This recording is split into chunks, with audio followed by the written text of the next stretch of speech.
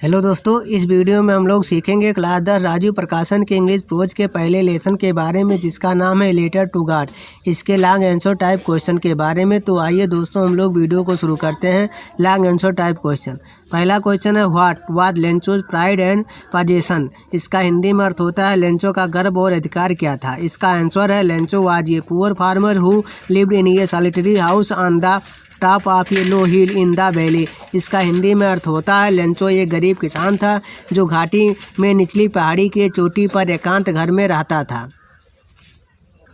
From here he could see and survey of the river the valley and the ripe cornfield Laden with flower. इसका हिंदी में अर्थ होता है यहाँ से वह देख सकता था तथा नदी घाटी फूलों से लदे हुए पके फसल के खेत का निरीक्षण कर सकता था। When his crops were destroyed, he demanded 100 pieces from God to sow his field again and to live until his crop came. इसका हिंदी में अर्थ होता है जब उसकी फसल बर्बाद हो गई तब उसने अगली फसल बोने तथा जीवित रहने के लिए जब तक कि फसल तैयार न हो जाए भगवान से 100 पीसेज मांगा।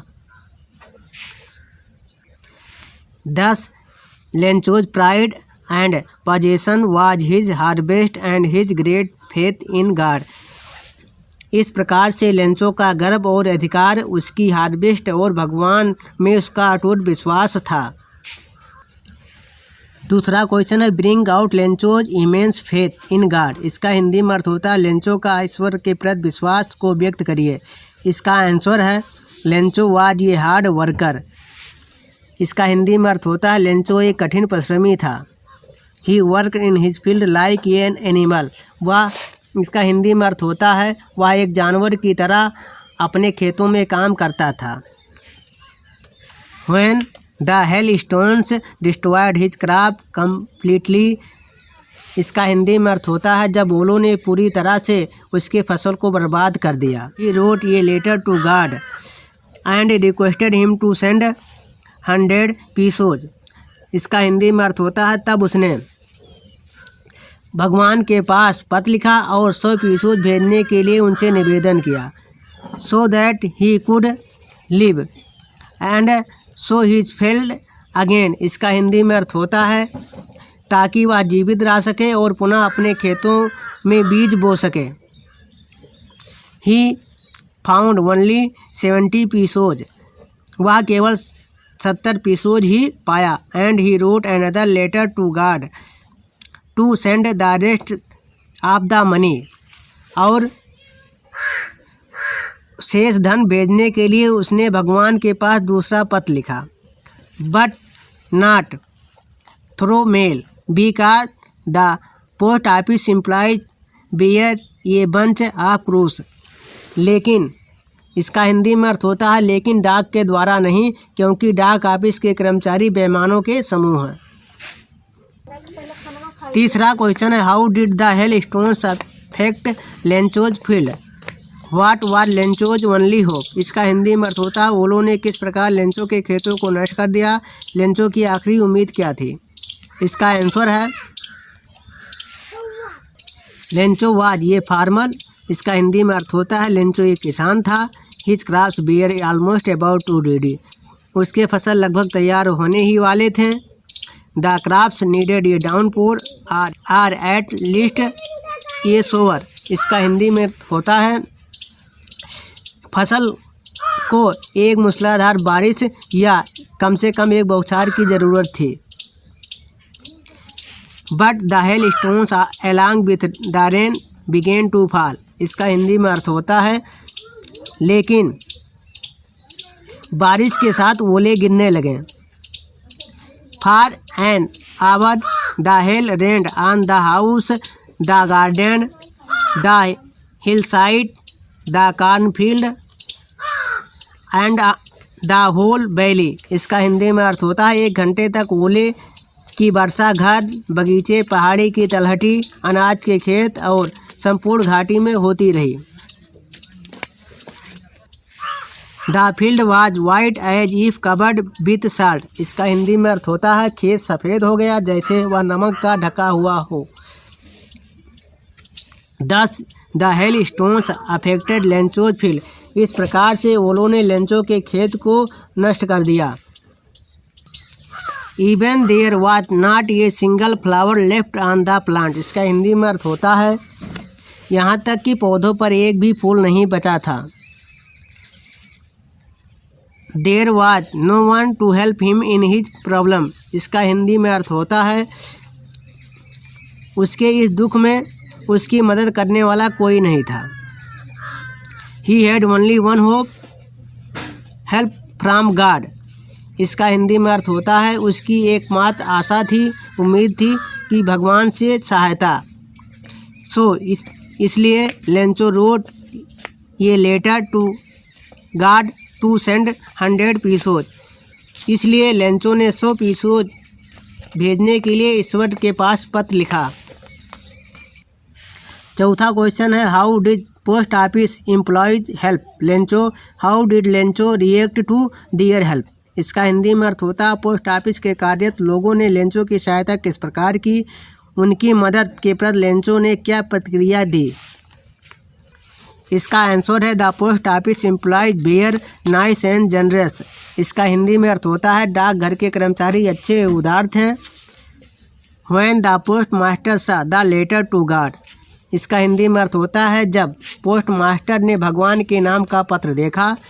ही answer to maintain Lencho's faith in God, इसका हिंदी में अर्थ होता है तब उसने भगवान में लेंचो की आस्था बनाए रखने के लिए जवाब दिया।